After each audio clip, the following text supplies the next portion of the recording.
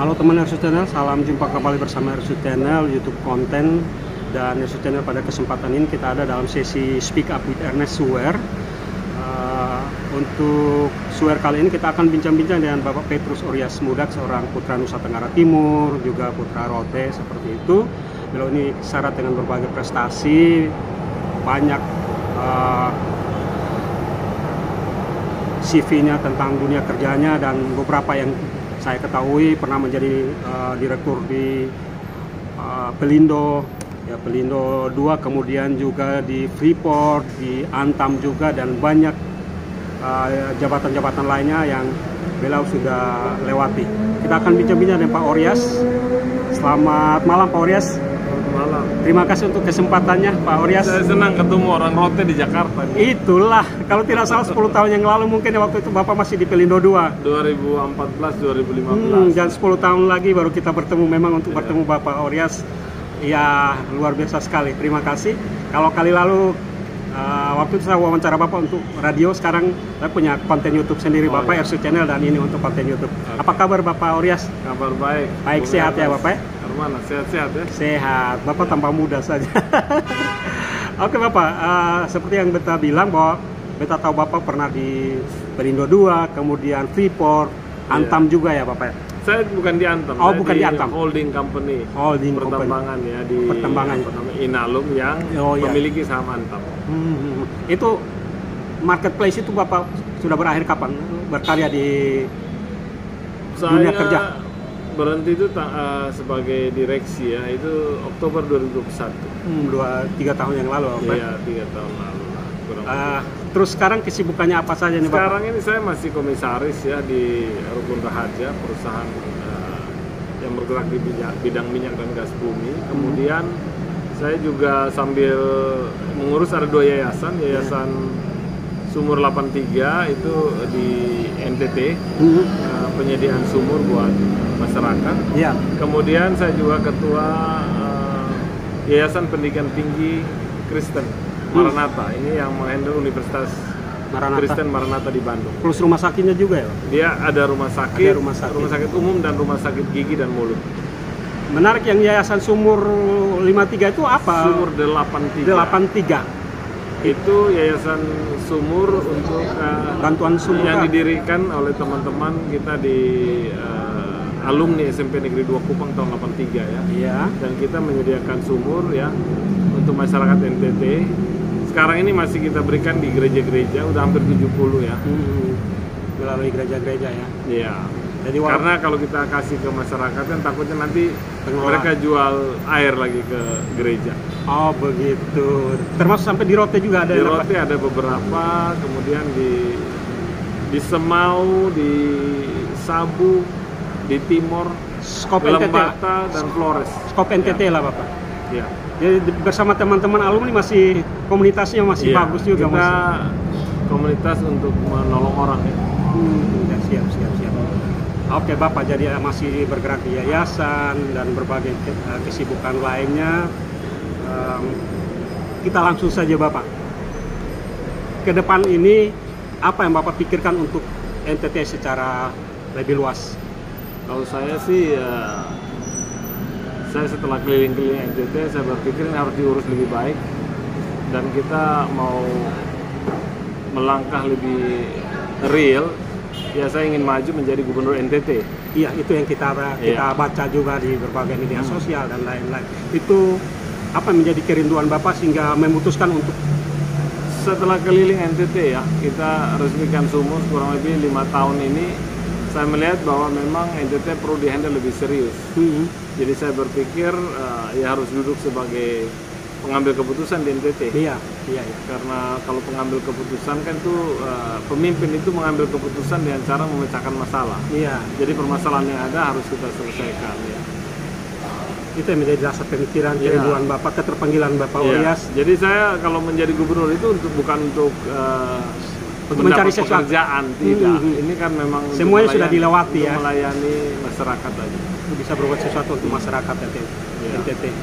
Dan Bapak sangat meyakini akan tekad Bapak itu. Oh iya, ya.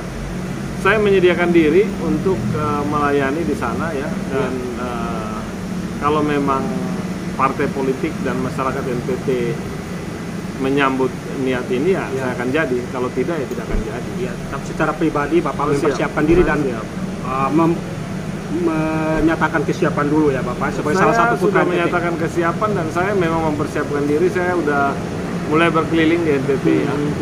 Ada beberapa daerah yang sudah saya datangi dari Lembata sampai Labuan Bajo, kemudian Sumba, Rote, Sabu, Semau ya.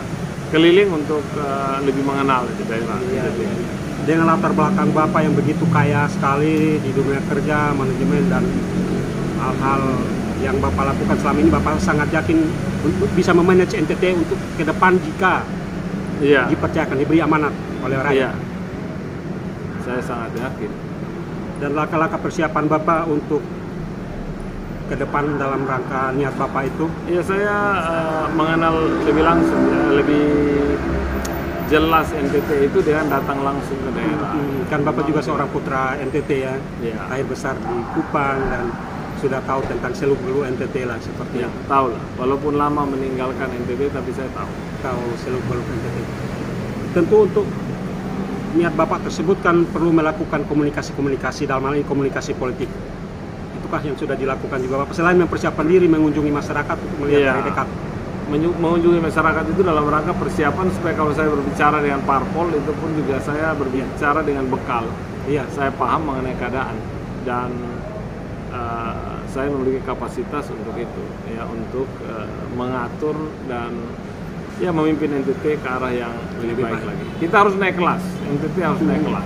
Dan Bapak sudah tahu itu apa yang harus dilakukan jika Bapak diberi kepercayaan sebagai seorang manajer dan direktur di berbagai saya rasa bekal cukup ya. Cukup ya, pengalaman cukup, tinggal kesempatan untuk mengeksekusi. Komunikasi dengan berbagai partai politik lah seperti itu karena tentu jalurnya adalah jalur politik sudah Bapak lakukan. Kalau untuk komunikasi dengan parpol saya melakukan sambil melihat dinamika yang ada di tingkat nasional dan juga hasil pemilu kemarin di tingkat daerah ya. Jadi saya lihat tidak ada satu partai pun yang bisa sendiri mengusung calon. Jadi harus ada koalisi. Satu atau dua atau tiga partai untuk bisa mengusung minimal itu.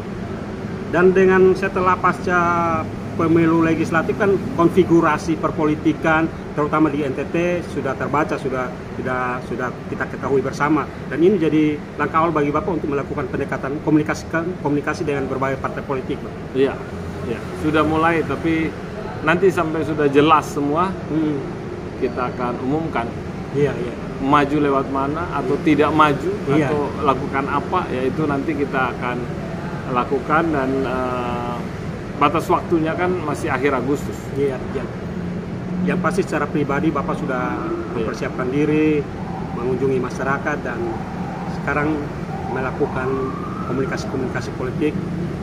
Tentunya inilah Bapak dan berharap para politik memberikan kesempatan kepada Bapak salah seorang putra NTT yang sudah malang melintang di nasional untuk bisa membangun Nusa Tenggara Timur. Iya, kalau saya lihat, kalau kita lihat NTT dan cari orang, berbeda dengan kita lihat orang untuk tempatkan ke NTT. Jadi harus lihat yang cocok.